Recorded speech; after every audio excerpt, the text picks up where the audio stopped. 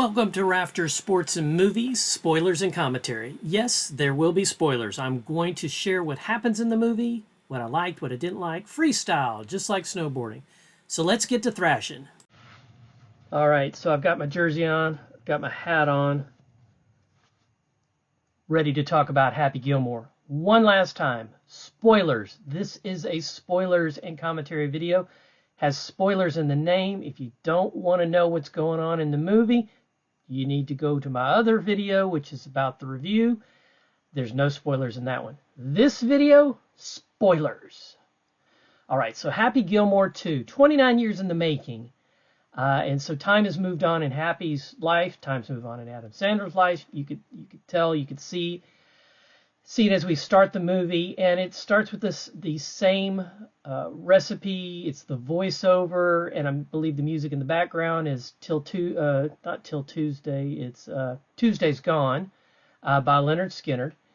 So correct me if in the comments if that's wrong. Tuesday's Gone by Leonard Skinner, and so he's telling you what's going on, what's happened in his life. He married Virginia Vinet. That's juliebowen. And then bam, they hit us. We're not even 45 seconds into the movie and they hit us. Or rather, Happy hits Virginia Vinet, the mother of his 5 children, with a bad tee shot, and she's dead.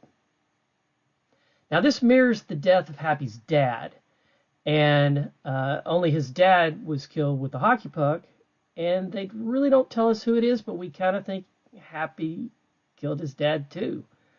So you might want to go back and look at that, but it kind of looks that way. They never really come out and say it, and he doesn't carry that forever also, so there's that. So honestly, I was hoping for a little different setup, but that's what we got. And the setup makes sense.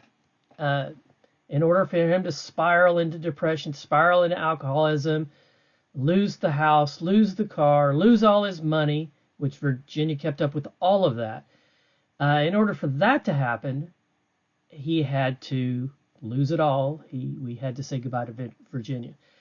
Now, she does come back throughout the movie in flashbacks to the original and voiceovers and dream sequences. So we do see quite a bit of her here, and she does great. She's a great actress. What she did with Modern Family, phenomenal, phenomenal. Anyway, so we've got his sons, Gordy, Bobby, Wayne, and Terry. Yes, they're all named after hockey players. That's Gordie Howe, Bobby or Wayne Gretzky, and Terry O'Reilly, which is Happy's favorite hockey player. So all these hockey players, they move into their own apartment and they're doing blue collar work, and then so that kind of makes sense. But then we've got Happy's daughter, and she's the youngest, and her name is Vienna. Stark contrast from the hockey boy names. So where do you think they got the name Vienna? Don't go look it up. Just give me your opinion. Put your thoughts in the chat, in the comments. So Vienna is a ballet prodigy, and she's with her coach, and her coach tells Happy she's really good, and sent off a video to this fancy Paris dance school, ballet school, and they've accepted her, but it's not free. So dance school's going to cost $300,000. So bam, there you go. We get another Happy Needs Money movie. Okay, spiral into depression. Now his call to adventure here is you need to get the money for your daughter so she can follow her dreams. But how are we going to get there? Because you have no money, and you've got jondaly living in your garage. Yes, the golfer. The one that says, grip it and rip it. That's Jondaly's line. And he does say it in the movie. And so now we go into the actual storyline of Happy trying to get it back. We have a very long sequence of his first round of golf with 3 nobodies. That sequence could have been cut. It was way too long. And he's now even more depressed because he's not doing well. At the end of that golf, he wrecks the golf cart and goes to jail. And now he has to go to a radical treatment program, which we learn Hal runs, Hal L, which, yes, that's Ben Stiller. So Hal L's running this, and he's not doing a good job. He's just Hal again for being the orderly in the first one, doing bad things and getting these people to paint his house, clean his car, wash his car, all these menial tasks. And it's not Mr. Miyagi, wax on, wax off. There is no purpose in this other than him getting stuff done for him for free. So the second main premise of the movie, so we've got a couple of premises here. We've got Virginia Vinet dies, Happy falls into depression and alcoholism, and needs to get some money. And while that's all happening, the evil Master Lord Manatee has started a soda drink. I don't want to call it Monster, but it's that type of drink called Maxi. And he's made a lot of money. He's made some good investments. He's wicked good at business. And he wants to create a rival golf tour. Sound familiar? Sounds like Live Golf or Live Golf, however you want to pronounce that. That other golf tour. So they're making fun of that. The guy comes visit Happy. It's a pretty good exchange. One of my belly laughs right there. So be on the lookout for that. And so he has this ridiculous golf group that he wants Happy to be a part of. Happy says no. The golf tour gets together with Doug Dugan, who is the last director of Happy Gilmore, the original. He reprises his role as Doug Thompson and gets all the pro golfers together. And you see almost all of them. When I say all of them, we're talking Rory McIlroy. We're talking Scotty Scheffler. And the list just goes on and on and on for days. Jack Nicholson's in there, and Jack Nicholson orders an Arnold Palmer. And it is hilarious. That's one of the best lines, and Traviskelce's the waiter in that scene. So there are some good belly laughs. Again, I didn't like the whole Virginia Vinet dying thing, but I get the setup. It does work. But again, we're not Disney here, so we don't have to kill off every mom. I think we probably could have worked it out, something different. His 5 kids are just rowdy boys. The daughter is more like Virginia and wants to do something with her life and definitely has some skills.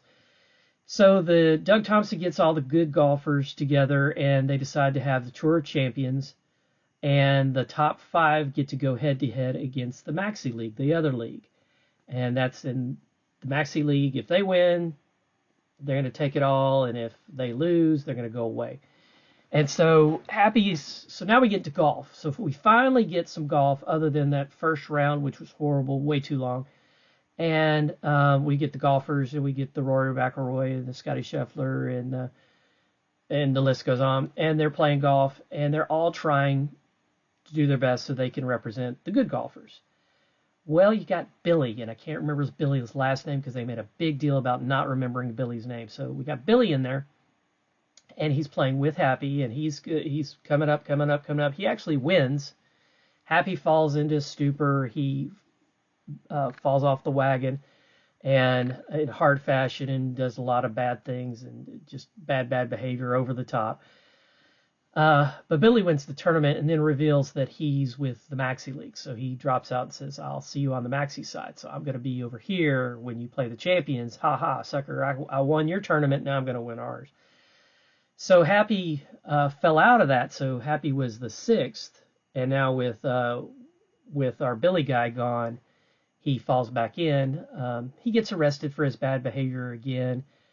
But he gets absolved for that. We get Shooter McGavin in a mental institution. We get Shooter Gavin getting out of mental institution. We get Shooter Gavin being a good guy, which was interesting. So I kind of like how that played out. I didn't like how long he was in the mental institution, though. But again, over the top. So then we get into the Maxi League. We're playing Maxi League golf, which is 6 holes, and it's just bizarro, stupid golf.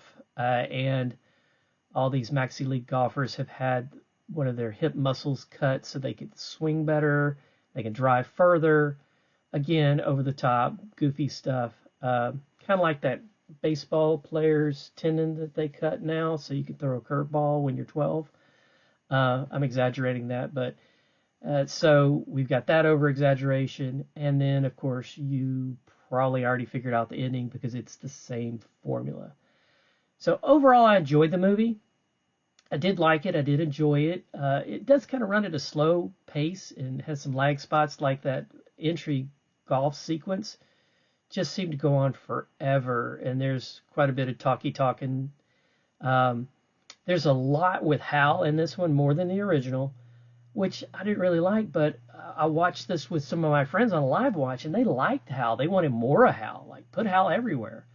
So maybe Hal should have come to the golf course. That would have been interesting.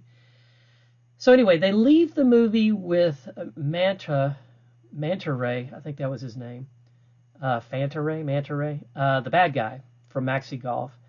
He disappears magically, and no one can find him. So maybe that's setting up for a sequel. Him coming after Happy, or maybe kidnapping Vienna. Maybe we do a kind of a spin-off of You're Going to Be Taken. I've got a particular set of skills, and it's swinging a golf club a long, long way. So Happy doing a spin-off of that. Or maybe we get a spin-off with Happy's sons, his 4 boys, called the Gilmore Boys instead of the Gilmore Girls. There you go. You get the connection. It's low-hanging fruit there. So check out the movie. Let me know your thoughts. I hope you enjoyed the spoiler. If you're not into spoilers and you want to just watch my review, you can pop over to the review. And thank you for watching Rafters, Sports, and Movies. Don't forget to like the video before you go, and if you haven't yet, please subscribe to the channel for more sports and movies content. Until our next game, this is Rafters, Sports, and Movies, where we raise our favorite sports movies to the rafters, just like those championship banners. Thanks for watching. Your roster spot is secure here at Rafters, Sports and Movies.